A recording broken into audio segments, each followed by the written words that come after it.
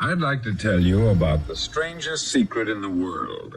Not long ago, Albert Schweitzer, the great doctor and Nobel Prize winner, was being interviewed in London, and a reporter asked him, "Doctor, what's wrong with men today?" The great doctor was silent a moment, and then he said, "Men simply don't think." And it's about this that I want to talk with you. We live today in a golden age. This is an era that man has looked forward, dreamed of, and worked toward for thousands of years. But since it's here, we pretty well take it for granted. We in America are particularly fortunate to live in the richest land that ever existed on the face of the earth, a land of abundant opportunity for everyone. But do you know what happens? Let's take 100 men who start even at the age of 25. Do you have any idea what will happen to those men by the time they're 65? These 100 men who all start even at the age of 25 believe they're going to be successful. If you asked any one of these men if he wanted to be a success, he'd tell you that he did. And you'd notice that he was eager toward life, that there was a certain sparkle to his eye, an erectness to his carriage, and life seemed like a pretty interesting adventure to him. But by the time they're 65, 1 will be rich, 4 will be financially independent, 5 will still be working, 54 will be broke. Now think a moment. Out of the 100, only 5 make the grade. Why do so many fail? What has happened to the sparkle that was there when they were 25? What's become of the dreams, the hopes, the plans? And why is there such a large disparity between what these men intended to do and what they actually accomplished? When we say about 5% achieve success, we have to define success. And here's the definition. Success is the progressive realization of a worthy ideal. If a man is working toward a predetermined goal and knows where he's going, that man is a success. If he's not doing that, he's a failure. Success is the progressive realization of a worthy ideal. Rollo May, the distinguished psychiatrist, wrote a wonderful book called Man's Search for Himself. And in this book he says, the opposite of courage in our society is not cowardice, it is conformity. There you have the trouble today. It's conformity. People acting like everyone else, without knowing why, without knowing where they're going. Now think of it. In America right now, there are over 14 million people 65 years of age and over. And about 13 million of these 14 million are broke. They're dependent on someone else for life's necessities. Now, we learn to read by the time we're 7. We learn to make a living by the time we're 25. Usually, by that time, we're not only making a living, we're supporting a family. And yet, by the time we're 65, we haven't learned how to become financially independent in the richest land that has ever been known. Why? We conform. And the trouble is that we're acting like the wrong percentage group, the 95% who don't succeed. Now, why do these people conform? Well, they don't know, really. These people believe that their lives are shaped by circumstances, by things that happen to them, by exterior forces. They're outer-directed people. A survey was made one time that covered a lot of men, working men, and these men were asked this question. Why do you work? Why do you get up in the morning? 19 out of 20 had no idea. If you ask them, they'll say, everyone goes to work in the morning. And that's the reason they do it, because everyone else is doing it. Now let's get back to our definition of success. Who succeeds? The only man who succeeds is the man who is progressively realizing a worthy ideal. He's the man who says, I'm going to become this, and then begins to work toward that goal. I'll tell you who the successful people are. A success is the school teacher who's teaching school because that's what she wanted to do. The success is the woman who's a wife and mother because she wanted to become a wife and mother and is doing a good job of it. The success is the man who runs the corner gas station because that's what he wanted to do. The success is the successful salesman who wants to become a top-notch salesman and grow and build with his organization. A success is anyone who is doing deliberately a predetermined job because that's what he decided to do deliberately. But only 1 out of 20 does that. That's why today there isn't really any competition unless we make it for ourselves. Instead of competing, all we have to do is create. Now, for 20 years, I looked for the key which would determine what would happen to a human being. Was there a key, I wanted to know, which would make the future a promise that we could foretell to a large extent? Was there a key that would guarantee a person's becoming successful if he only knew about it and knew how to use it? Well, there is such a key, and I've found it. Have you ever wondered why so many men work so hard and honestly without ever achieving anything in particular, and others don't seem to work hard and yet seem to get everything? They have the magic touch. You've heard them say that about someone. Everything he touches turns to gold. And have you ever noticed that a man who becomes successful tends to continue to become successful? And on the other hand, have you noticed how a man who is a failure tends to continue to fail? It's because of goals. Some of us have them, some don't. People with goals succeed because they know where they're going. Now think of a ship leaving a harbor, and think of it with the complete voyage mapped out and planned. The captain and crew know exactly where it's going and how long it will take. It has a definite goal. 9,999 times out of 10,000, it will get to where it started out to get. Now let's take another ship, just like the first, only let's not put a crew on it, or a captain at the helm. Let's give it no aiming point, no goal, no destination. We just start the engines and let it go. I think you'll agree with me that if it gets out of the harbor at all, it will either sink or wind up on some deserted beach a derelict. It can't go any place because it has no destination and no guidance. It's the same with a human being.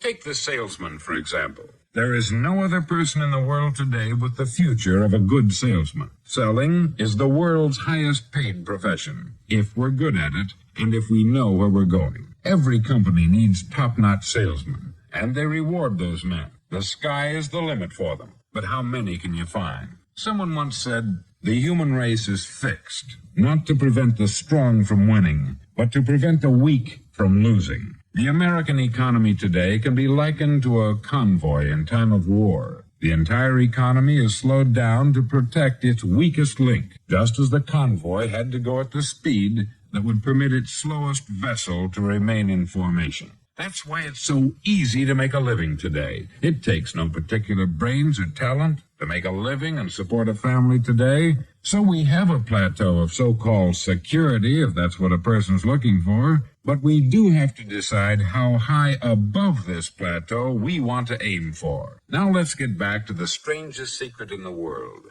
The story that I wanted to tell you today. Why do men with goals succeed in life and men without them fail? Let me tell you something which, if you really understand it, will alter your life immediately. If you understand completely what I'm going to tell you from this moment on, your life will never be the same again. You'll suddenly find that good luck just seems to be attracted to you. The things you want just seem to fall in line. And from now on, you won't have the problems, the worries, the gnawing lump of anxiety that perhaps you've experienced before. Doubt, fear, well, they'll be things of the past. Here's the key to success and the key to failure. We become what we think about. Now let me say that again. We become what we think about. Throughout all history, the great wise men and teachers, philosophers and prophets have disagreed with one another on many different things. It is only on this one point that they are in complete and unanimous agreement. Listen to what Marcus Aurelius, the great Roman emperor, said. He said, "A man's life is what his thoughts make of it." Disraeli said this, "Everything comes if a man will only wait.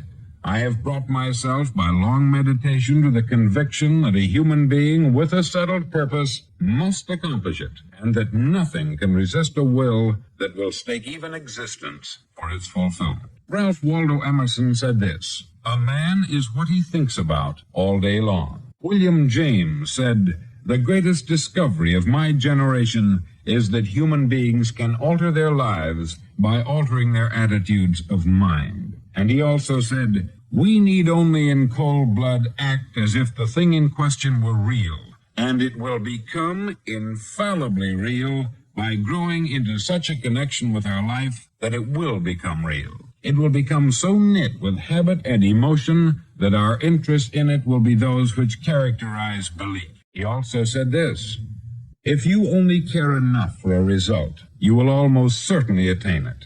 If you wish to be rich, you will be rich. If you wish to be learned, you will be learned. If you wish to be good, you will be good. Only you must then really wish these things, and wish them exclusively, and not wish at the same time 100 other incompatible things just as strongly. In the Bible you read in Mark 9:23, "If thou canst believe, all things are possible to him that believeth." Dr. Norman Vincent Peale said this, "This is one of the greatest laws in the universe. Fervently do I wish I had discovered it as a very young man. It dawned upon me much later in life, and I found it to be one of the greatest, if not my greatest discovery outside of my relationship to God. And the great law, briefly and simply stated, is that if you think in negative terms, you'll get negative results. If you think in positive terms, you will achieve positive results. That is the simple fact which is at the basis of an astonishing law of prosperity and success. In 3 words,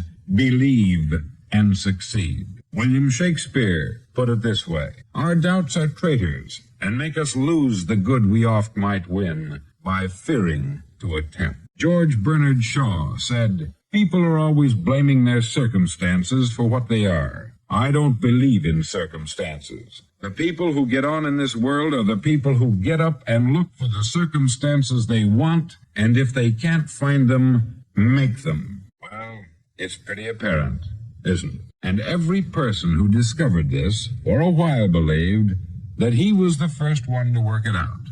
We become what we think about. Now, it stands to reason that a person who's thinking about a concrete and worthwhile goal is going to reach it, because that's what he's thinking about. And we become what we think about. Conversely, the man who has no goal, who doesn't know where he's going, and whose thoughts must therefore be thoughts of confusion and anxiety and fear and worry, becomes what he thinks about. His life becomes one of frustration, fear, anxiety, and worry. And if he thinks about nothing, he becomes nothing. Now, how does it work? Why do we become what we think about? Well, I'll tell you how it works as far as we know. Now, to do this, I want to tell you about a situation that parallels the human mind.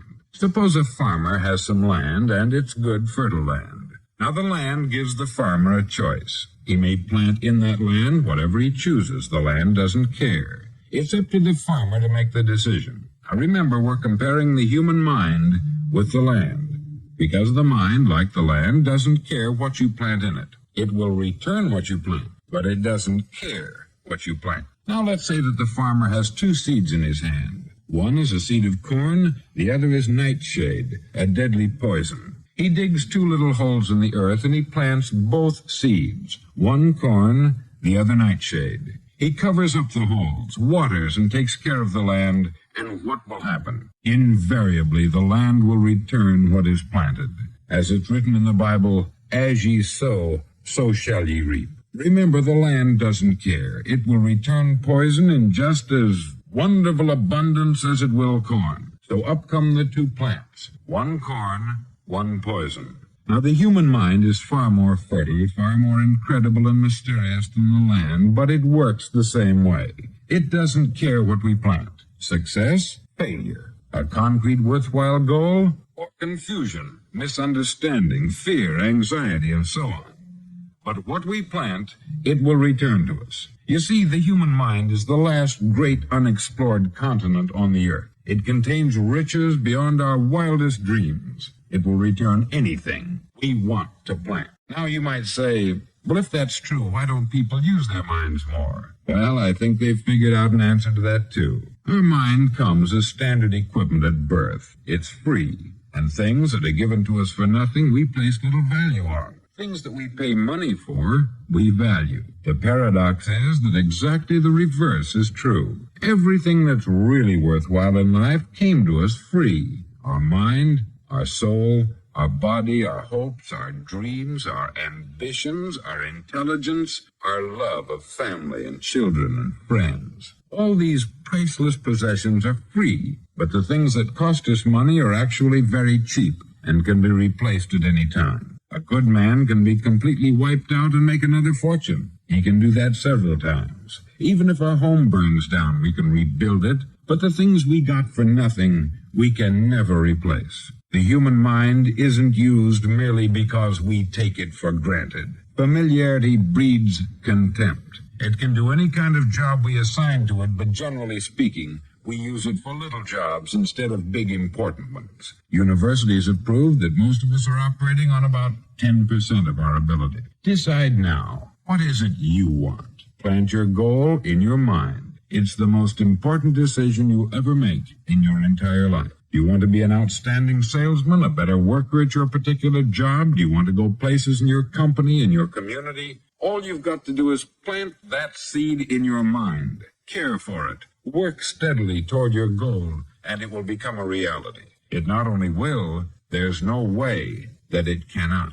You see, that is a law, like the laws of Sir Isaac Newton, the laws of gravity. If you get on top of a building and jump off, you'll always go down. You'll never go up. And it's the same with all the other laws of nature. They always work. They're inflexible. Think about your goal in a relaxed, positive way. Picture yourself in your mind's eye as having already achieved this goal. See yourself doing the things you will be doing when you've reached your goal. Ours has been called the phenobarbital age, the age of ulcers and nervous breakdown. At a time when medical research has raised us to a new plateau of good health and longevity, far too many of us worry ourselves into an early grave trying to cope with things in our own little personal ways, without learning a few great laws that will take care of everything for us. These things we bring on ourselves through our habitual way of thinking. Every one of us is the sum total of his own thoughts. He is where he is because that is exactly where he really wants to be, whether he'll admit that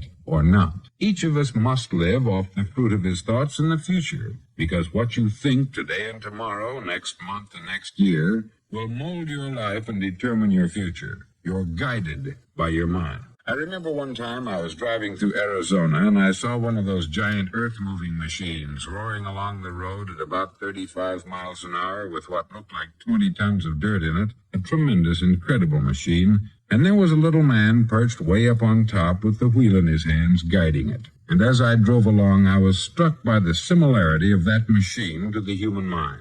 Just suppose you're sitting at the controls of such a vast source of energy. Are you going to sit back and fold your arms and let it run itself into a ditch? Or are you going to keep both hands firmly on the wheel and control and direct this power to a specific, worthwhile purpose? It's up to you. You're in the driver's seat. You see, the very law that gives us success is a two-edged sword. We must control our thinking.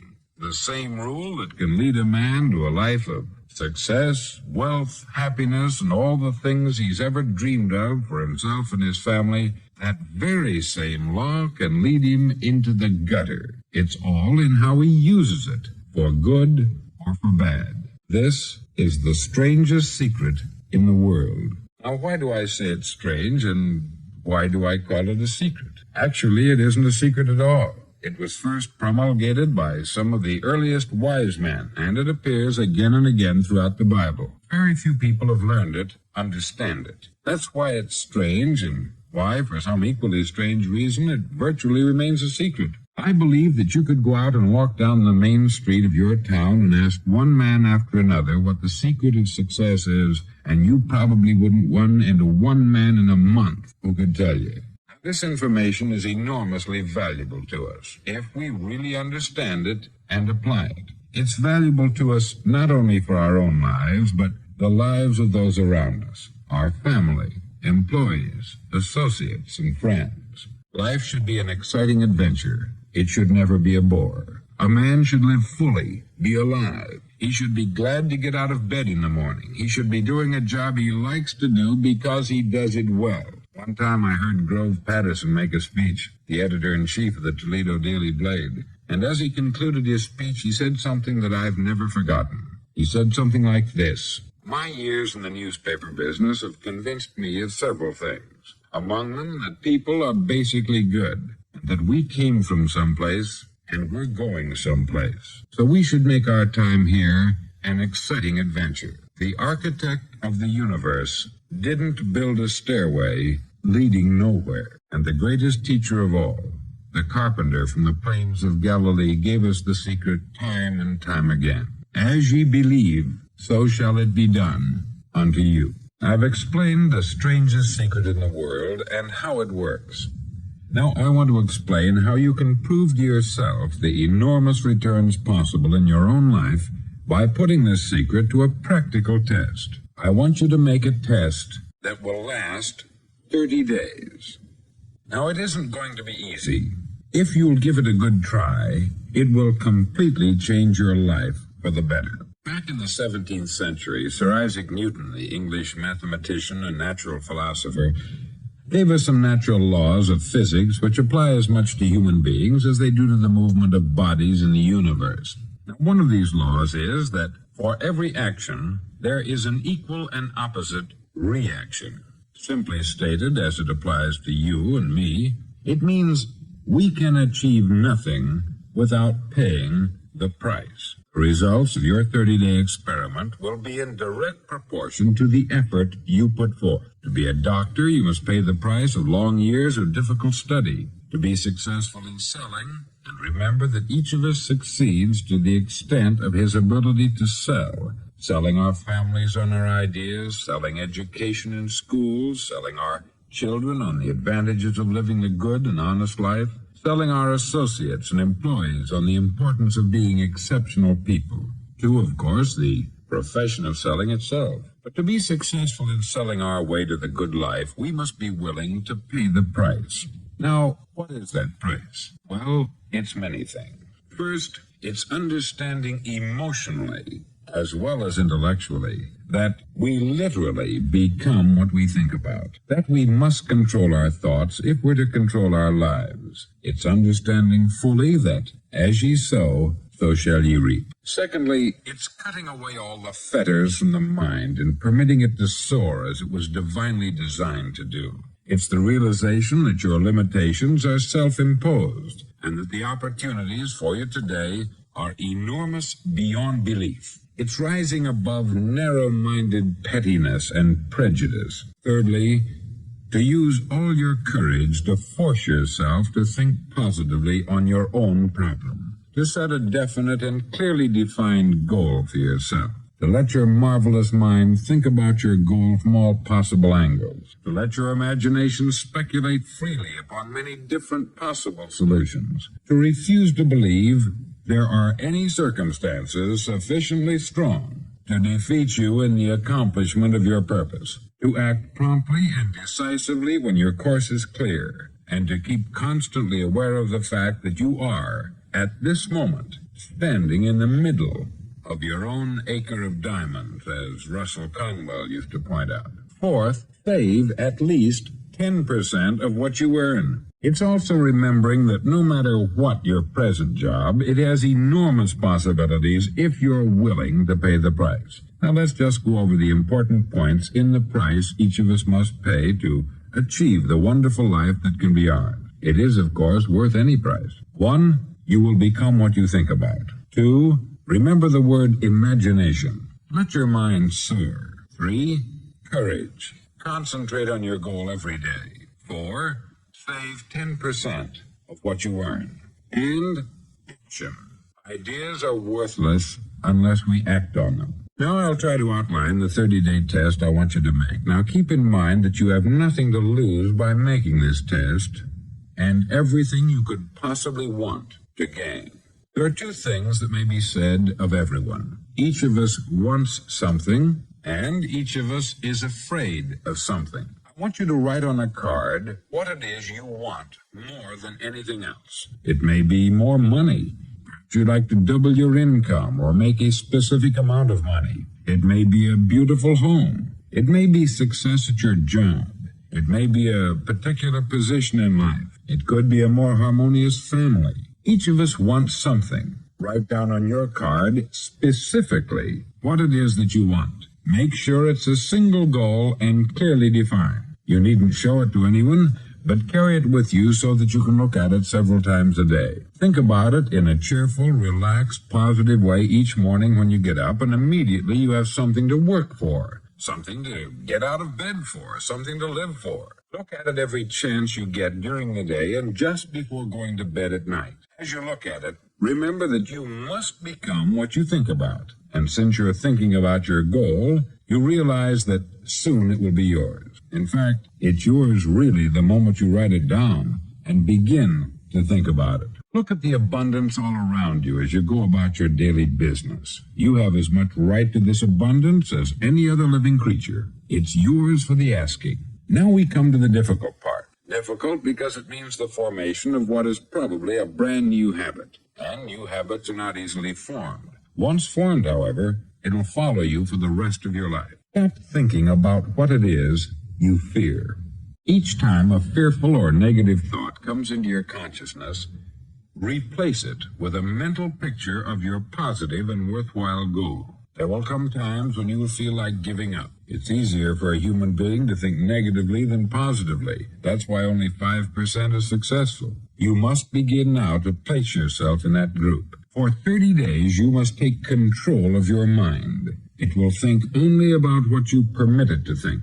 Each day for this 30-day test, do more than you have to do. In addition to maintaining a cheerful, positive outlook, give of yourself more than you've ever done before. Do this knowing that your returns in life must be in direct proportion to what you give. The moment you decide on a goal to work toward, you're immediately a successful person. You're then in that rare and successful category of people who know where they're going. Out of every 100 people, you belong to the top 5. Don't concern yourself too much with how you're going to achieve your goal. Leave that completely to a power greater than yourself. All you have to do is know where you're going. The answers will come to you of their own accord. Remember these words from the Sermon on the Mount, and remember them well. Keep them constantly before you this month of your test.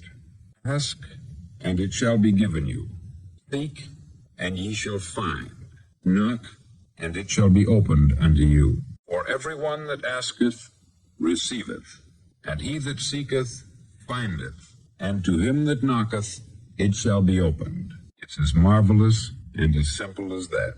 In fact, it's so simple that in our seemingly complicated world, it's difficult for an adult to understand that all he needs is a purpose and faith. For 30 days, do your best.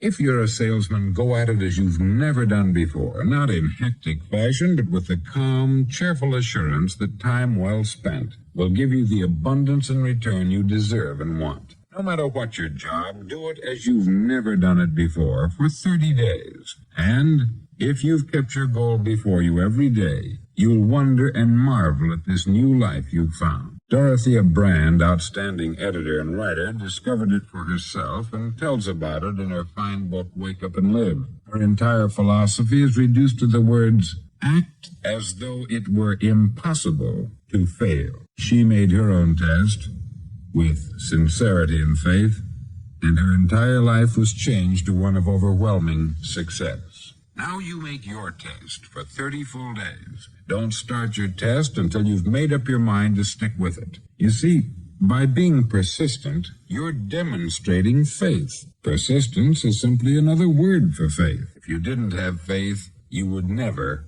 persist. If you should fail during your first 30 days, by that I mean suddenly find yourself overwhelmed by negative thoughts, you've got to start over again from that point and go 30 more days. Gradually, your new habit will form until you find yourself one of that wonderful minority to whom virtually nothing is impossible. Don't forget the card. It's vitally important as you begin this new way of living. On one side of the card, write your goal, whatever it may be. On the other side, write the words we've quoted from the Sermon on the Mount. Ask, and it shall be given you.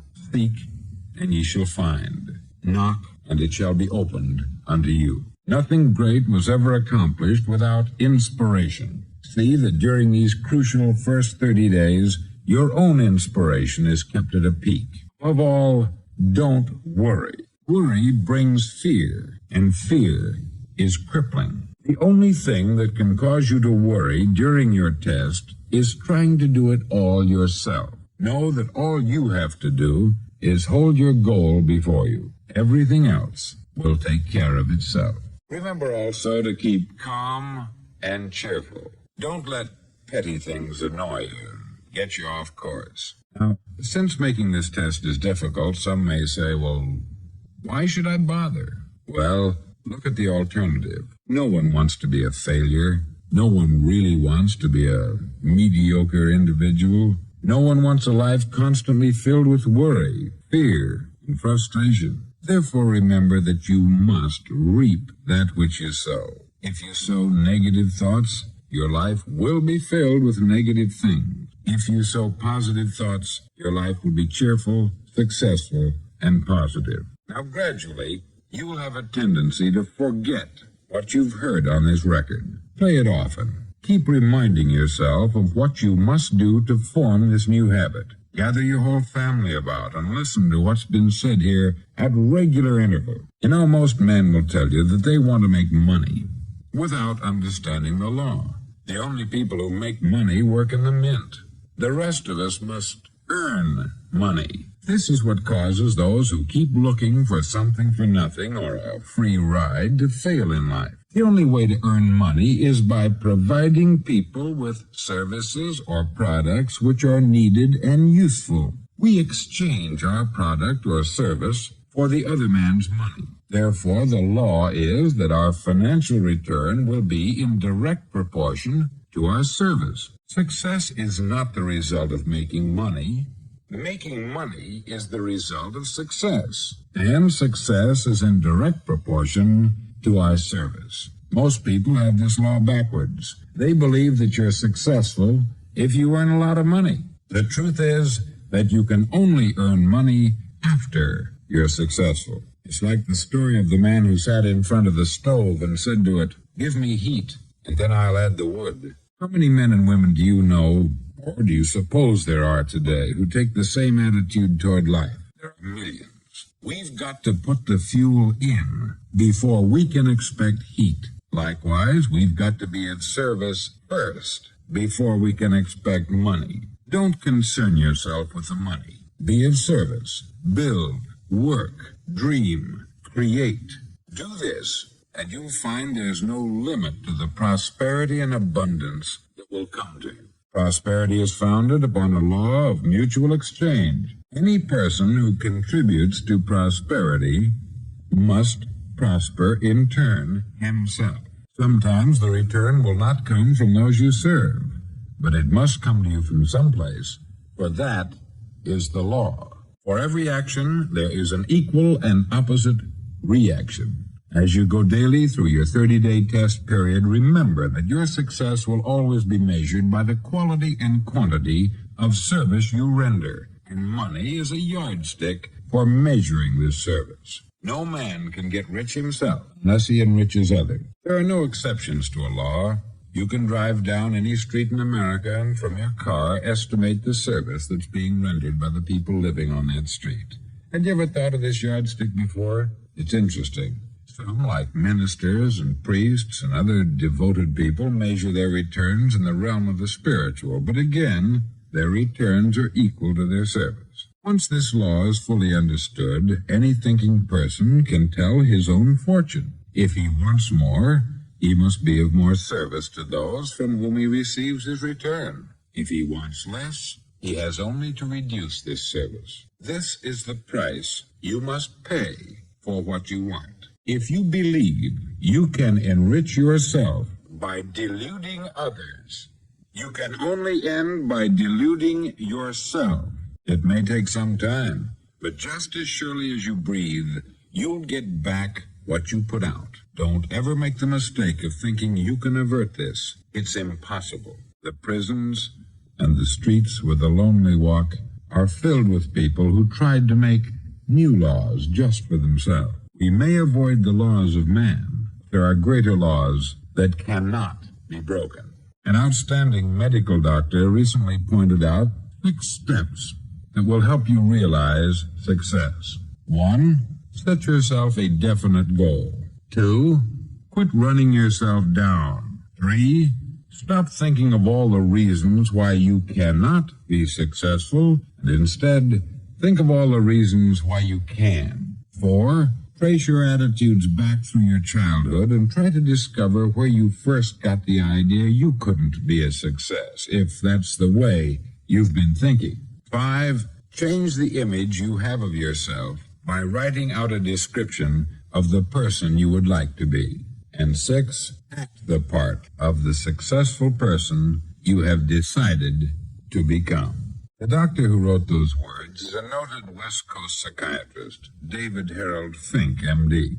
Do what all experts since the dawn of recorded history have told you you must do. Pay the price by becoming the person you want to become. It's not nearly as difficult as living unsuccessfully.